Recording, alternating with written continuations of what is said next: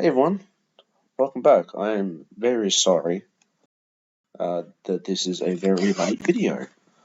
Apologies. Yeah, it's literally Thursday 10 a.m. and I'm doing this very late. I've been busy working. And it's annoying because like when you try and lose track of time, you get to like Monday, and you get to Tuesday, and then you get to Tuesday, and then you work on Wednesday, and then you realize it's Thursday, and you're like, oh shit, footy's back today. I have to get this video out. I haven't even filmed it yet. We did better. This was a really good week. I was really happy with the week. I'm really happy with some players, specifically players that have been underwhelming perform this week in a really big way. I was very happy. Kind of got the right captain, but literally just the fact that I didn't do Gorn. Such a Thursday because I VC'd someone else who did very well. So, yeah, finally in the top 10,000 feels like things are starting to click, things are starting to go. Top 1,000 for the round. Buys are coming up in about a month, so we need to start preparing for that. Rookies are a bit hard right now. We don't really have any. My trades kind of depend all on, honestly, all on Carroll holding his spot, which I don't think he even does. He's on the way out anyway. He's just going to be a bench player. Like, he's not going to do anything. This week, everyone's getting Chad, most of the training buys. A lot of people getting out Caleb Daniel. I don't care. A lot of people trading Erasmus for the fact that he's playing. He could do terrible, though we don't actually know. In terms of this week, Sheasel did really well. Sinclair's been an issue the last couple of weeks. He's dropped a lot in price. Look, last couple he was 640 3 weeks ago. He's dropped to 70, 99, 83. So he had a good month run, but then he's fallen off. So he's had 4 good scores and 4 bad scores. I think he's still like top, though, like top 5 defenders, if I'm not mistaken. Yep, he still has more points than Dane Zorko, which means my pick was justified. That's all I care about. I want Whitfield and Wangan to finish off this defense for now. I was gonna say midfield. Until probably the buys where I tried Roberts to bring in. I can get Zorko in, but I don't really want Zorko. Purely for the fact that Coleman's back this week. That's also someone to look out for, because he could honestly be. There is a chance that he could come in at 260 and be literally a defender. Literally like a top 10 defender. Like, there's honestly a chance if he takes that role again. There's a higher chance that he gets that. So it could be worth it to bring him in, depending on what he does. Yeah, I'm stuck in this like D6 vortex right now. Obviously, I traded Reed, Pryor, and Trainer in order to get Dacos. And I had to bring in Carroll and Brock. So I'm kind of in this vortex now. Patton played but got injured with his cuffs. I'm just breaking my knuckles. And Carroll did shit. So if Carroll gets dropped, I'm stuck in the vortex of I actually don't have a D6. Although there is a chance you could just firm it and just say, hey, okay, because the flex player, I'll have 22 anyway. But then no one gets cut out. That's the only issue. So with that, I either trade. I feel like Patton would be the one to make way, and then Carroll go to the bench. But there isn't really anybody. Like, obviously, Oscar McDonald got dropped. In terms of trades last week, I went early on Huswaite, which was actually good in the end. I was going to go early on Bustlinger, so I can have a defender, but he got subbed, so he was the sub. So I couldn't do that, so I went Huswaite. I swapped some things around, got healed on field. Lindsay took whole spot. I VC'd Sherry. Obviously, you're not going to pass on 150, 146. Yeah, Huswaite may get fielded this week. I have to switch some things around. I would love to get Warner, but it's just not going to happen. What's Daniel's break even? Is it time to get him out? He's not easy. He can get that. I think Brisbane. Defender. Yeah, I think Brisbane's not that big of a defender team anyway. But yeah, So like Daniel should be fine for now. Hope he has a big score this week. Apologies. I'd say I brought in, yeah, that's what I did. I traded Oliver and brought in Bond. Maybe in the long term, this probably wasn't the right decision because now I only have 30k. I could have got like I wanted to do Oliver the track, but I didn't have the money. I was like 5k off. So I decided, well, I'm going to trade Levi Ashcroft, which logically wasn't the best option in the end. But look, Bond could have won 41. It's Bond. The good thing is Bond is a pod right now because of how expensive he is. Still, people are trading him in. Oh no, it's 12% now. Shit. Okay. So people are jumping on him. I thought Butters is. No one's really getting in Butters. Bond just has an aura about him. Yeah, 0.25%. Even though he's literally averaging 135. Sarong Frey was just horrible. He's playing Collingwood this week. I believe the best midfield team. No, never mind. Okay, my bad. No, I believe they're first for like something. I saw a stat about something with Collingwood's midfield, like a good stat for them. But yeah, I expect Dacos and Sarong to really do well today. They have to both do well. I need Sarong to do something, man. Other than 140, he hasn't gone above 110. And then his worst game last week. It's not bad, but it's like I didn't get you in to be M8.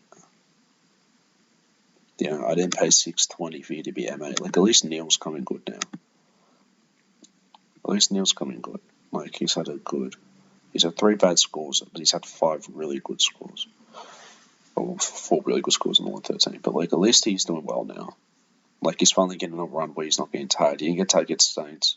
He's got North and Melbourne next 2 weeks. Those should be 2 big scores. Hawthorn should be decent as well. That's now he won't cop a high target to Bedford in round 14. He should only cop 2 to 3 tags the rest of the year. So he has time to really blitz away now. I regret going Anderson. I regret going him because I used 3 trades to get him in and it was not worth it. I should have just gone Dacos right at the rip and then could have double downgraded. Or I should have double downgraded. When there's a double downgrade option, you double downgrade. Which is why I'm tempted to hold off trades because you've got Lorenz and Boxall the next 2 weeks. Next week potentially. So with an option of a double downgrade, I will hold off. Oh God, sorry. I want to hold off on Kako and Lindsay. I was tempted to trade Kako, Lindsay, and Bice to get in Wanganeen, but I'm tempted to hold it off another week as Whitfield or Wanganeen can drop in price, and Bice and Lindsay and Kako can make like 10 to 15k each, hopefully. Hopefully Bice doesn't look good. The thing is, if Bice drops 100, I'm probably not trading him. That's the thing. It's like, you gotta, yeah. But since next week's way a double downgrade, I'm fine with just doing Lindsay and Kako to Boxall and Lorenz, and then just switching things around so it makes them. Because it's time to get some new rookies in. To be fair, if Lindsay gets DDP status, I'm tempted to hold him. But the only problem is I think that's round 10. I'm not sure if this is start around 10. So next week I believe DDP comes in, so Lindsay being a defender should get it. If he does, I'm tempted to hold him and just put him in a D6 for now until the buyers. And then I just downgrade someone else. Like maybe I just get rid of a hole because he's literally not doing shit. So at least I have cash general. It depends how they go this week. But yeah, Whitfield has a break even on 130. 139. So like he shouldn't get that. He's hit that twice all year. He's had 1 bad game. It seems like he's going to be number 1 for the year. And then Nas, 123. Hopefully he has another bad week. Just drops a bit more because he's been really good. He's top 3. Ash has been good as well, but I don't think I want him.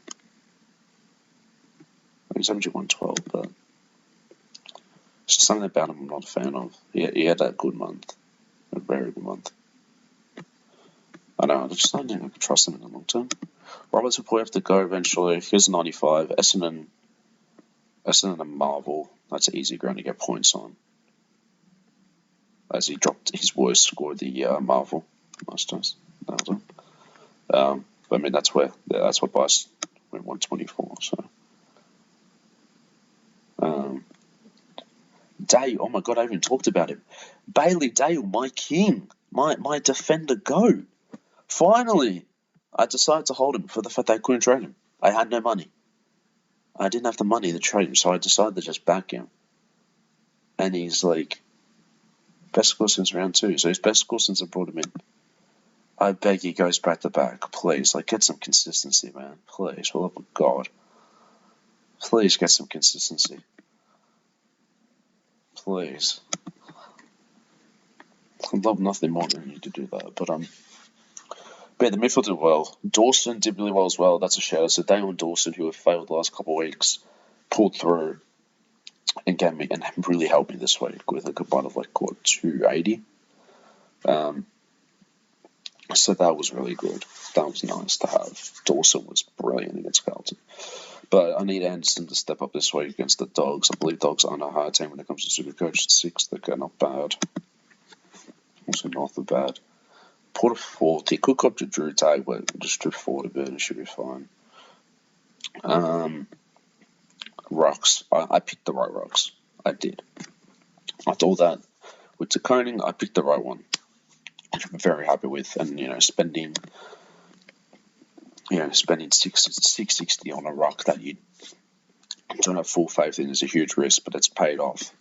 As Gorn's just, he's a 32 break-even now. A lot of people are trying to get him in because another big week.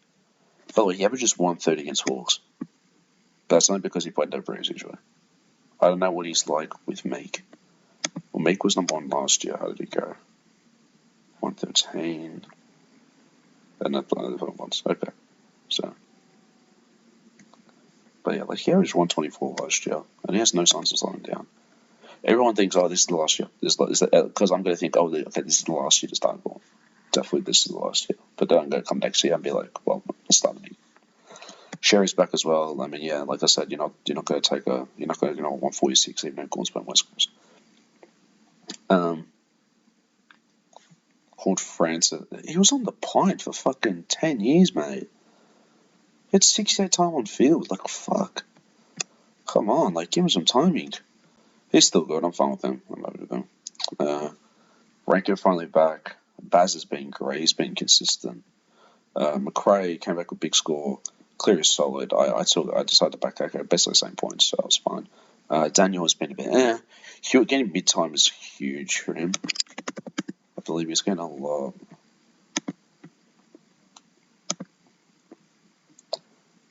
Hewitt's getting... Oh, he actually had less. That's okay, that's not good. It was a good game, I guess. Oh, because Tim Kelly came back, yeah. That's an issue. One midfield comes back in, they kick out 2 of their rookies. Crazy, man. Yeah, Jack Graham's gone. So with Baker. But if Baker's off halfback, what's Baker even doing? I have not even checked out Liam Baker. Is there any... No, Baker James, he's not a SuperCoach player. He's a utility player.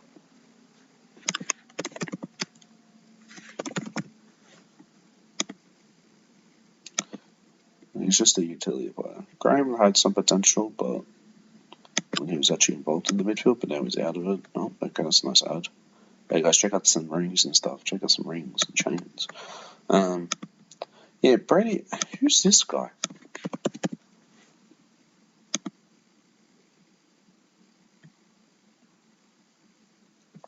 I didn't know he had that much mid-time and dropped to 46. How's that even possible? Surely he doesn't get mid-time anymore. What are we doing here? I'm not mistaken, he dropped a masterclass Elway, didn't he? No, 61. How do you have that much mid-time and do that bad? How's that even possible? I know you played Hawthorn, but Melbourne? Really? Jesus Christ. Yeah, I'm going to miss out on track, unfortunately. That's so frustrating. What's this break again? 50. Oh, fuck. Alright. The only issue is, I could get him, right? The main issue with it is, for example, okay, let's do this. Let's bring in track. look at that, we got Petrarca. And then, okay, we've got to bring in someone here. There's no one. I've got no mid defenders in there that can slot back in. There's literally nobody. I can't afford anyone past Buslinger. And Buslinger, though I could, I don't want these two being fielded. I can't even do it. There you go. So there's my issue. Like, I could go Chad Warner, but then, you know, I'm in a defender bind right now. Which is why my other trade was, although it's going to use basically all my money, I'm doing a double downgrade potentially next week, hopefully.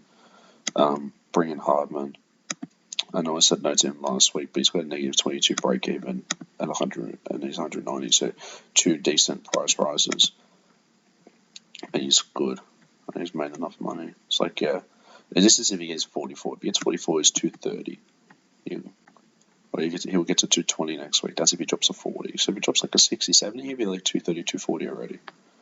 From there, if he drops another 60, 70, then he'll be like 270, a bang that you already got. So it's like upgrading a dead rookie to somebody. So that's what I'm thinking.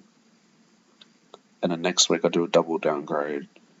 Potentially, like, that's going to be like 160k. That's going to be like 120. And it's going to be like 220, 230 in the bank. And yeah. Another option is to get some dead weight off, do 2 trades, and get Erasmus since he's playing. He could be sub. We don't know. Just to get 2 duds off the bench. I know it's kind of the waste of 2 trades, and then if I do 3, I only have 18 next week. But, you know, or maybe if Bice does well, I'll just hold him for another week, and hopefully we feel just bad, and then he has a higher break even, he can drop a bit more, and Nas can drop a bit more. So yeah, it's kind of a week on week thing on what we're doing. Another player I was eyeing was Merritt. I know, like, is it worth it to get Bustlinger in the D5? Like, if Carroll holds, there's a chance I just do nothing this week. There's no one really screaming to me. But at the same time, it's more like I just don't want a 40 being held. There's a chance he's a sub this week, who knows? But like, Merritt is on the way up as well. So like, there's a lot of players I'm missing out on right now. Like, maybe last week I should have just gone track over Bond, and then, you know, I would have had 170k in the bank basically. I actually would have had the 200k, and then I could have just done buy straight to Wanganeen, and that would have been one trade. Or I could have done, a triple trade. Get someone cheaper or some shit. I could have got Chad. I could have got Chad this week and also someone else. Could have done double upgrade. So in the long term, maybe Bond wasn't the best option. And then I traded in Bond and I got my best score of the year and had a significant jump. So basically captains, I'm going Dacos into Bond, I reckon. Dacos has Frio, they don't tag anymore. James H gone now. 7th best. He's going to drop again. I'm going to see if he didn't get Dacos here, actually. Unless he fucking pops up today. It's such a Dacos thing to do. I really need Sarong to do well this week. I really do. I'm tempted to captain Neil, but I still don't trust him. I just don't. I feel like he's just going to get tagged. I'm so scared of him. Obviously, Richmond's playing West Coast, so that kind of fucks over the, whoever's playing Richmond West Coast, your captain. Could go Gorn, but I reckon Bon at Tio could go off. Gold Coast is like kind of weird in terms of them. Like, they could do really good, really bad. Rao could go to him, but he's not going to hold on. I would just want an 8. I'm really hoping Anderson steps up as well. Apparently doesn't play well with the Dogs. That's a great sign going into the week. 98. Didn't play him again. Okay, that's a great sign. I'm really hoping Anderson pulls through. Like, he's been fine. Like, he's got what, 2 105s and an 89. He got tagged 1 week, so I gave him a pass. Some other 5s, but he's getting to some wrong levels of just like, I need you to step up a bit once. You know what I mean? I need you to step it up a bit. Like 105, 89, 105. Doesn't really justify the 3 trades I did for him. I clearly overestimated him a bit. Who knows how it'll be in the long term, but I feel like right now I've got 3 M8s. That's the issue. But I've got 3 big ones as well. So, hopefully they step up. Yeah, that's the VC captaincy. Once people watching this week, obviously Whitfield, we're getting Merritt, Track. This is Track's big test. Like, they haven't played a good midfield in 3 weeks. He's had 2 good scores against Richmond and West Coast, so there's a high chance that it was just the opposition, because he's done bad in every single other game. So my hope is that Track just does shit from here. And my hope with Chad is that when Mills comes back in a week or two, I believe a week or two.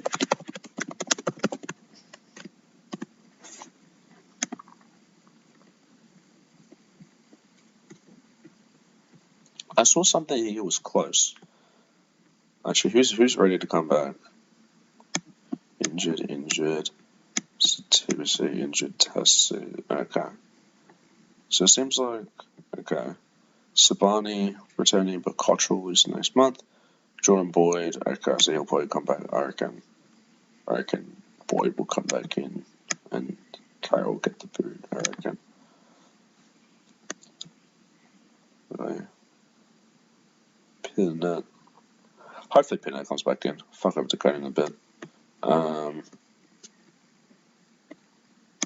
Isn't it the guy from Port? Oh, Tom. Okay. No, actually, not Brazil. Different names. Okay.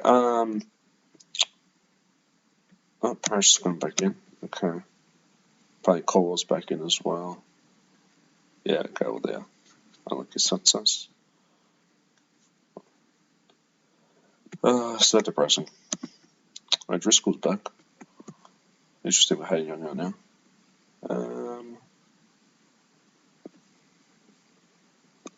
Hayden, what was I looking for? I've completely forgotten. I think Oliver's back. But I don't really care. Criminal.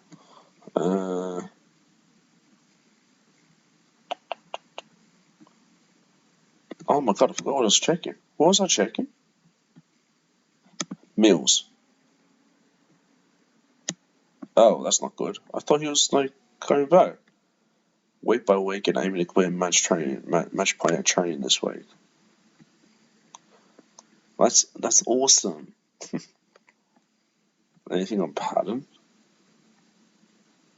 He's a test, so he could be available. That means he's going to come back in. Gould's 5 to 7.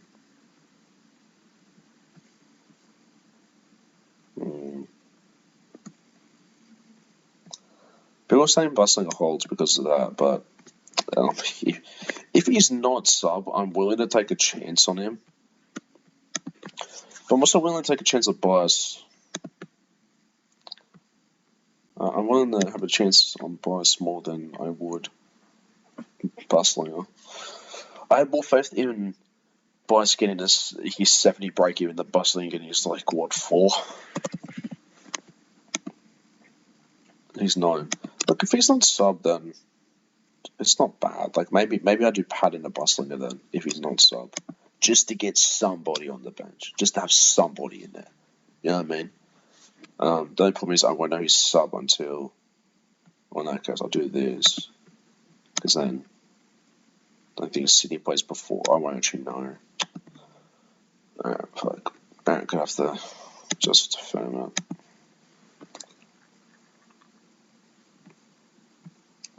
Hopefully Sandy Brock plays. Hopefully he gets a go. But that's the team. 2 back to back. We had two 5s back to back. Hopefully we can back it up in a little week. I have a feeling that it's not, though. That's the thing. I have a feeling that something is going to go very bad this week. It's been going too good recently. I have 1-2 on the trot. I have got top score in the last 2 weeks. in my league, there is a high chance I crash and burn. Or my team is actually good now and we just clutch the fuck up. Again, I feel like I'm looking at this team and I'm thinking there's not many bad people. You know? It's just that's what it is.